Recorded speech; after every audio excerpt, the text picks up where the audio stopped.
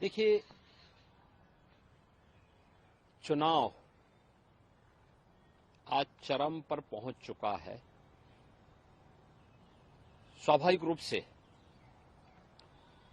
जो देश के दुश्मन हैं वे चुनाव के दौरान मोदी जी के पक्ष में जो माहौल है, इस माहौल को खराब करने का भरसक प्रयास करेंगे। कुछ चीजें हैं जो देखने लायक हैं और जिसको पूरे देश के लोगों को वास्तव में समझना चाहिए कि कैसे पाकिस्तान से राहुल गांधी को प्रोजेक्ट करने का प्रयास कर रहा है। ये चीजें दिखती हैं कि पाकिस्तान सरकार का पूर्व मंत्री जो बेशर्मी के साथ पुलवामा की घटना का समर्थन करता है, वह व्यक्ति राहुल गांधी को सपोर्ट कर रहा हो, राहुल गांधी को लेकर के प्रफुल्लित हो रहा हो। ये चीजें दिखाती हैं कि कांग्रेस का हाथ देश के दुश्मनों का साथ, यानी चीजें दिखती हैं कि मोदी जी जीतेंगे तो भारत में दीपावली होगी,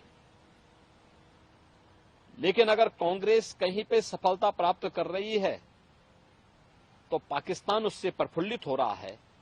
देश की जनता को इन बयानों से अवेयर होना चाहिए और समझना चाहिए कि इसके पीछे भारत विरोधी ताकतों की मंशाएं क्या हैं भारत के प्रति। सर, हम कह सकते हैं कि पूर्व में कांग्रेस का चूंकि बहुत अलगाववादी शक्तियों से, या हम कह सकते हैं कुछ ना कुछ समर्थन उनको कहीं ना कहीं से रहा, इसी वजह से आज पाकिस्तान से इस तरीके के बयान आए, क्योंकि पूर्व में देखिए कांग्रेस आजादी के बाद अपने मार्ग से भटक गई। उसने अपने स्वार्थ के लिए पहले देश का विभाजन किया, फिर अपने राजनीतिक स्वार्थ के लिए वह देश के अंदर जिस प्रकार की तुष्टीकरण की नीतियों को उसने आगे बढ़ाया था, तुष्टीकरण की नीतियों का दुष्परिणाम था देश के अंदर अलगाववाद और उग्रवाद चरम पर पहुंचा। कांग्रेस सरकार की भ्रष्ट नीतियों के कारण देश के अंदर नक्सलवाद भी तेजी के साथ फैला था। वह तो मोदी जी पिछले 10 वर्ष के अंदर जो उन्होंने कार्य किए हैं, उसके कारण आतंकवाद, नक्सलवाद और उग्रवाद को नियंत्रित किया जा सका है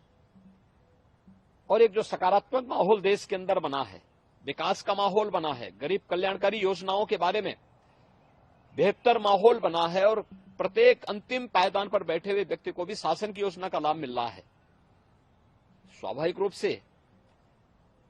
आम जनमानस का रुझान इन सभी बातों को लेकर के मोदी जी के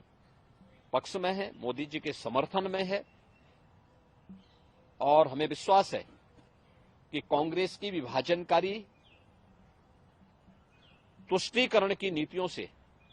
देश की जनता कांग्रेस और इंडी गठबंधन को जोरदार जवाब देकर के उनकी मंशाओं पर पानी फेरने का काम करेगी और मोदी जी के नेतृत्व में भारतीय जनता पार्टी और एनडीए प्रचंड बहुमत के साथ फिर से देश के अंदर सरकार बनाएगी।